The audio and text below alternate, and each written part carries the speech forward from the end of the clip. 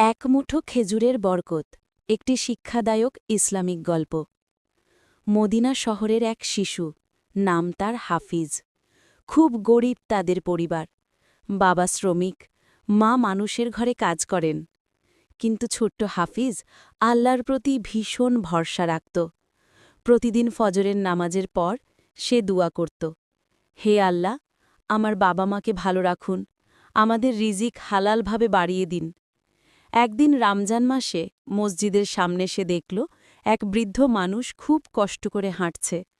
তার হাতে কিছুই নেই, মুখে ক্লান্তি।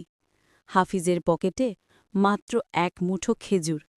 নিজের ইফতারের জন্যেই সেটা রাখছিল, কিন্তু বৃদ্ধের মুখের দিকে তাকিয়ে তার মন নরম হয়ে গেল।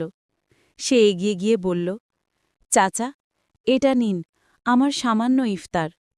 বৃদ্ধ হাসলেন, চোখে পানি এসে গেল।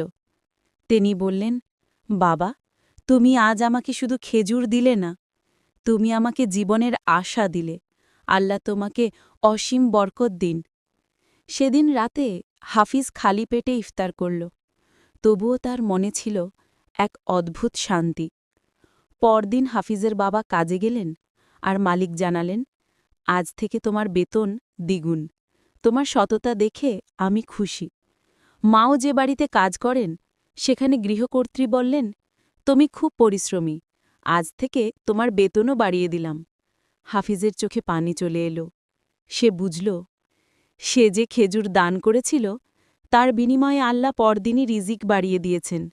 সামান্য দানও আল্লাহর কাছে বিশাল আমল। অন্যকে সাহায্য করলে আল্লাহ তোমাকে আরও বেশি দান করেন।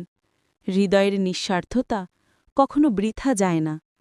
দান দরিদ্রকে সাহায্য করার পাশাপাশি মানুষকে ঈমানী অনুভূতিতে শক্ত করে।